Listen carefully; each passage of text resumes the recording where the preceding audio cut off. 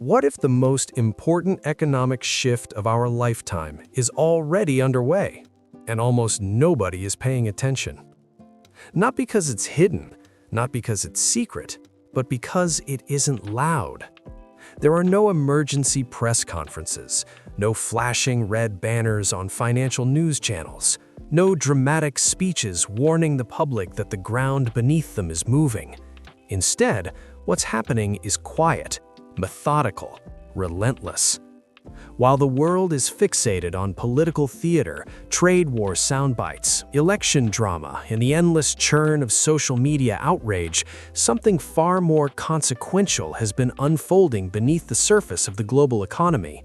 No noise, just execution. And history shows us something very uncomfortable. The most powerful shifts in global order rarely announce themselves in advance. They don't arrive with explosions, they don't arrive with headlines. They arrive through systems, through supply chains, through capital flows, through patient decisions made year after year by actors who understand that real power doesn't come from attention, it comes from control. China has been executing exactly that kind of strategy, a long-term, disciplined plan that has the potential to reshape how wealth, power, and influence are distributed across the world for decades to come. And the most unsettling part? Most people, including many professional analysts, economists, and policymakers, still don't fully understand what's happening. This isn't about armies crossing borders. It's not about treaties, summits, or diplomatic statements. It's not even about short-term market volatility or the latest CPI print. It's about control. Control over the physical materials that modern civilization cannot function without.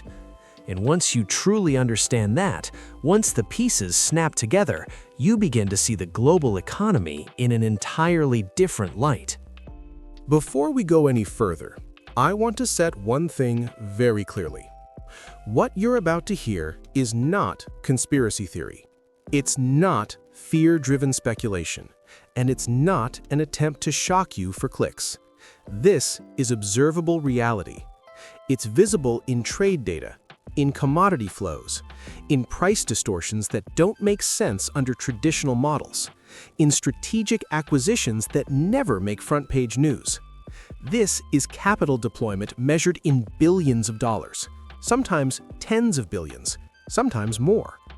There is a pattern here, and once you see that pattern, you can't unsee it. So stay with me, not because this is exciting, but because it's important. By the end of this series, you'll understand the real game being played while most of the world is distracted by noise. China's strategy has changed, and few people noticed. For decades, the dominant narrative was simple. China was the world's factory.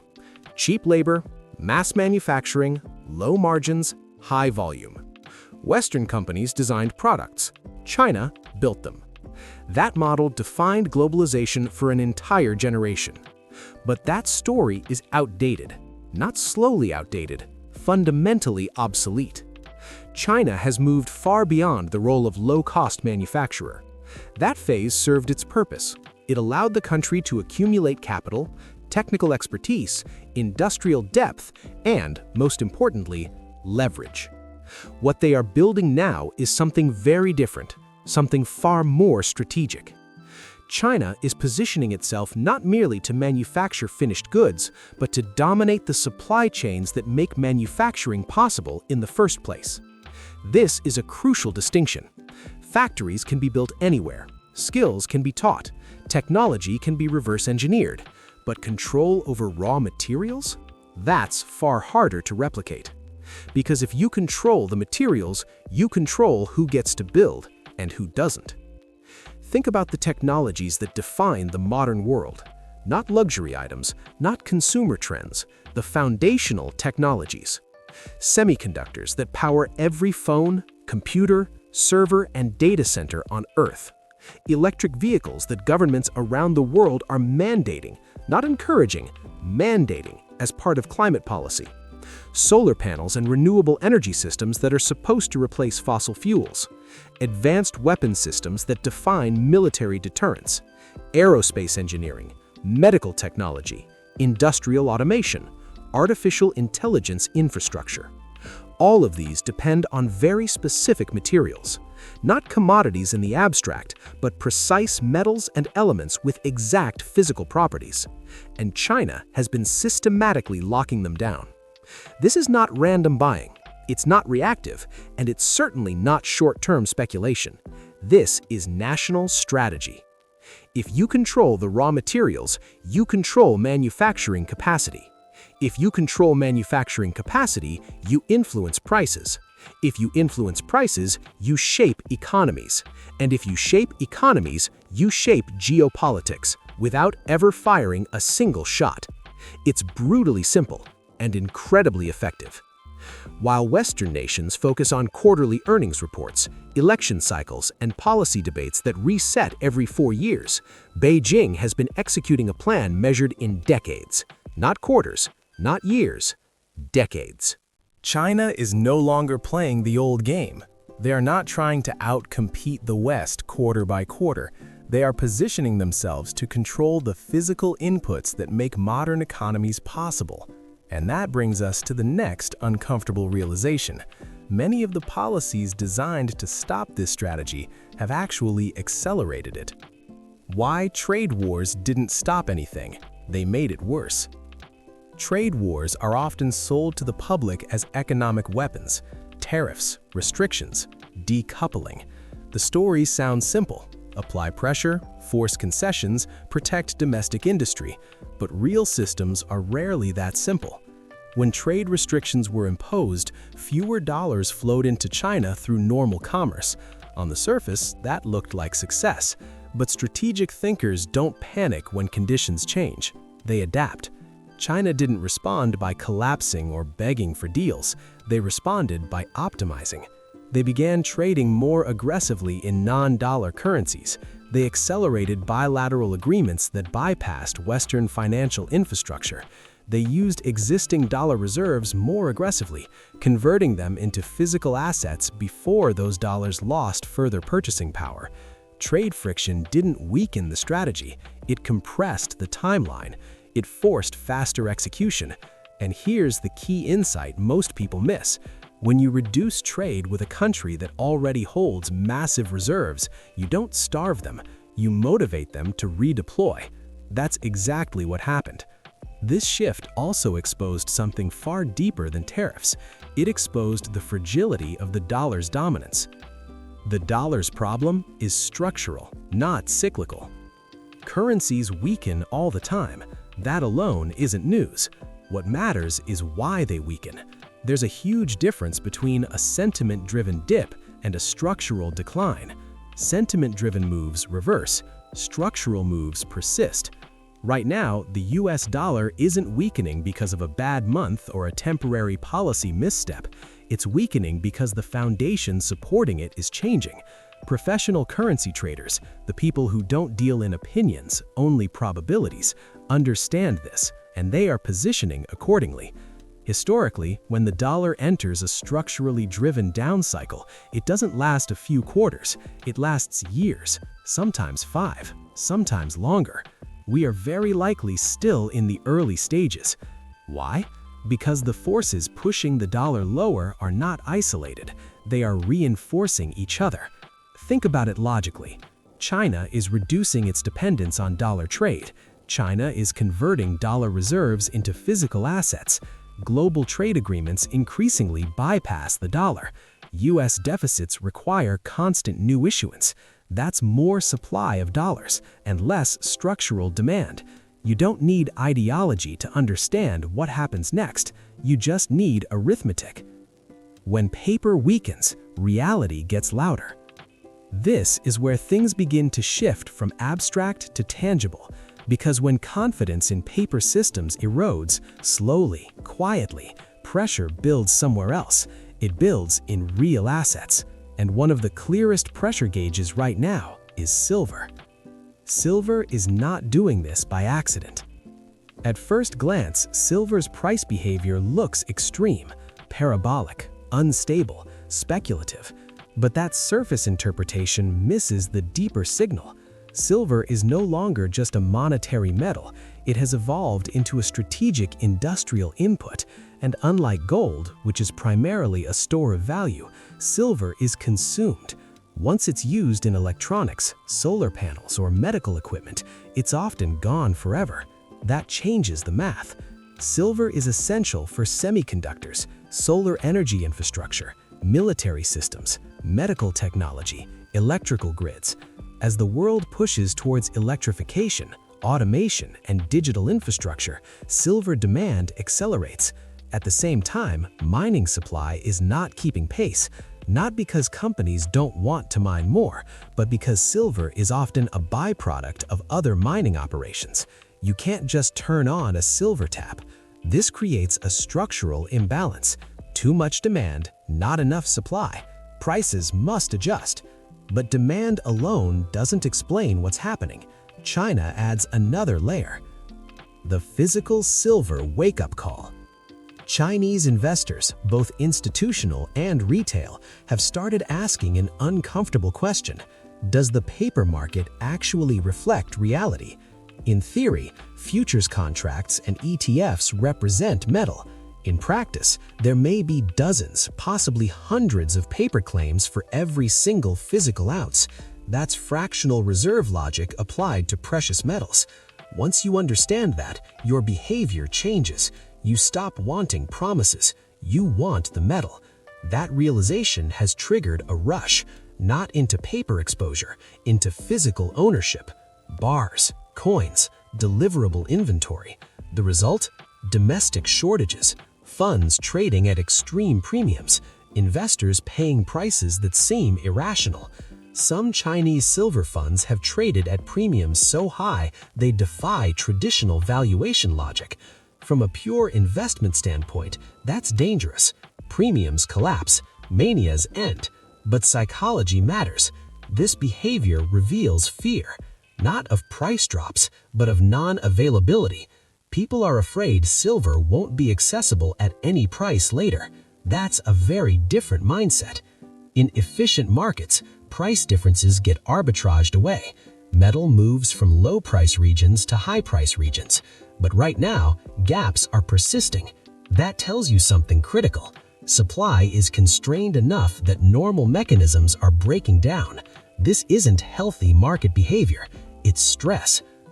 Why silver matters more than its price. Silver isn't just a trade, it's a signal.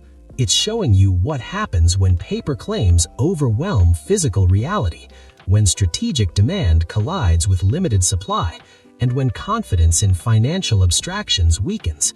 And silver is only one example. The same dynamic is playing out across industrial metals: copper, lithium, nickel, cobalt, rare earths. Quiet accumulation, strategic stockpiling, minimal headlines, just execution. Enter Japan, the force most people aren't watching. Now layer in Japan. Japan holds enormous quantities of US government debt. Japan is battling a collapsing currency. Japan is raising rates into massive debt loads. This creates an impossible triangle. To defend the yen, rates must rise, but rising rates increase debt service costs, so liquidity has to come from somewhere. That somewhere is foreign assets, including US treasuries. Even partial selling creates pressure. At the same time, higher Japanese rates threaten something even larger: the yen carry. The unwind that could change everything. For more than a decade, global capital exploited cheap yen. Borrow yen cheaply, convert to dollars, buy higher-yielding US assets. That trade funneled massive capital into US markets. It supported asset prices, it suppressed yields, it boosted dollar demand. But the trade only works when rates stay low and currency risk is minimal. Those conditions are disappearing. As Japanese rates rise and the yen stabilizes or strengthens, the risk profile flips. If the yen rises, borrowers must repay loans in a stronger currency. that destroys returns. So what's the rational response? Exit. And when exits happen at scale, capital flows reverse. Money leaves U.S. assets. Bonds face pressure. Dollar demand weakens further. Again, not sentiment, structure. These forces don't cancel, they multiply. This is the critical insight. China converting dollars into materials, Japan potentially selling treasuries, carry trades unwinding, global trade bypassing the dollar. These are not isolated events, they reinforce each other. Each one increases pressure on the next. This is how systems shift, not all at once, but inevitably.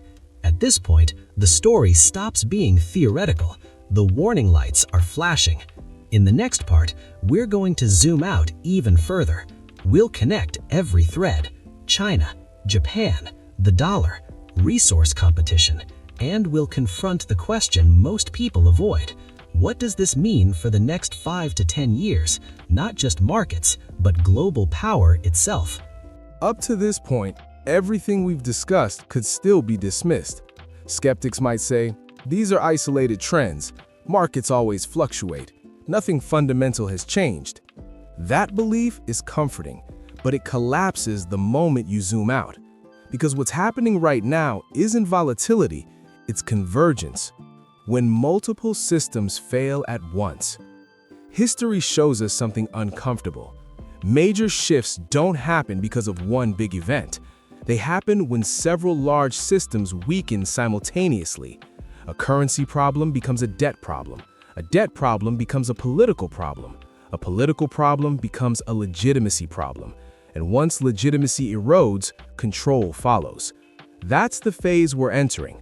Not collapse, transition. The global order built after World War II was anchored by 3 pillars: military dominance, financial dominance, resource access. For decades, the United States controlled all 3. That alignment is dissolving, not because the US suddenly failed, but because others stopped playing by the same rules. The most dangerous assumption in finance. There's an assumption embedded deep in modern markets that liquidity is permanent, that no matter what happens, there will always be a buyer, always a market maker, always a central bank, always a bailout. This assumption has worked until it doesn't. Liquidity is not a law of nature, it's a condition, and conditions can change. When Japan sells US treasuries to defend the yen, liquidity shrinks.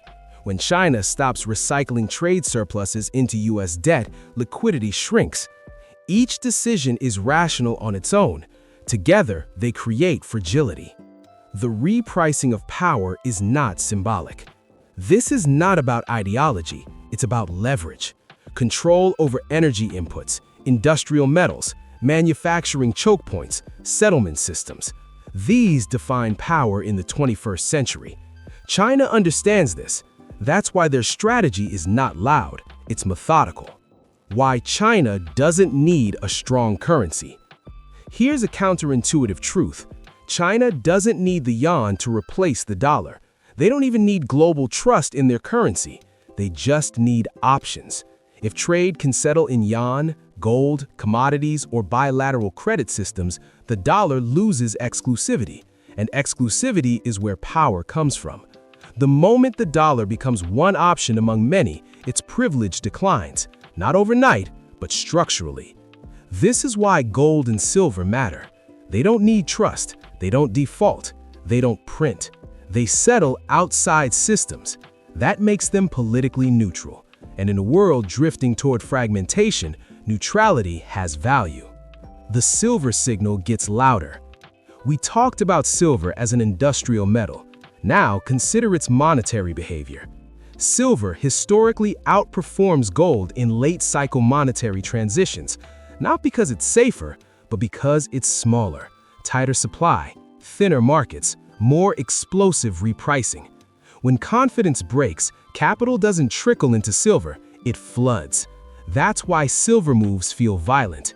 They are. But here's the part no one likes to say.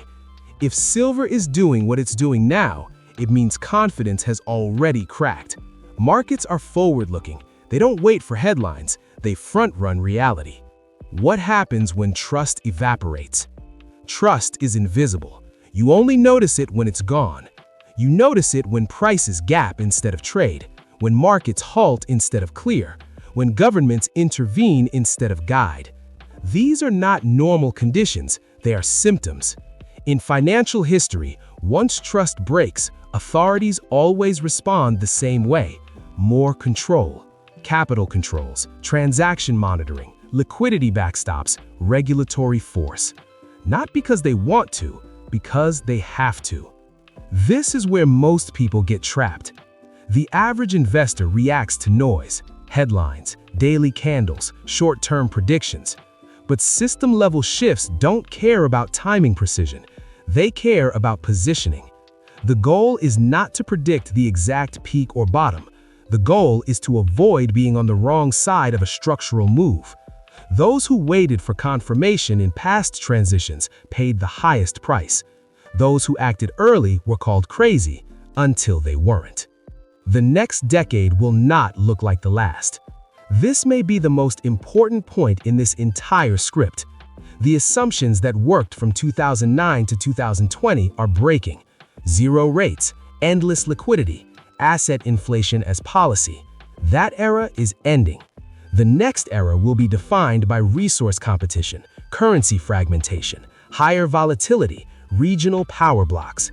In that environment, passive exposure is dangerous. Real assets matter again. Flexibility matters again.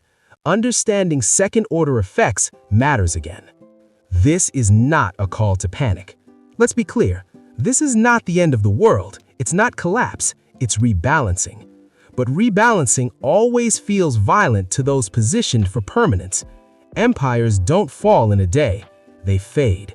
Their symbols remain long after their influence declines. That's what makes transitions confusing. People don't realize what's happening until the rules have already changed. The final question you need to ask. So, here's the real question. Not will this happen, but am I positioned for the world that's coming or the world that's leaving? That question will define outcomes. In Part 4, we'll bring this to its logical conclusion. We'll talk about what capital does next, which assets benefit, where the real risks hide, how individuals get caught in systemic shifts. This is where theory turns into consequence.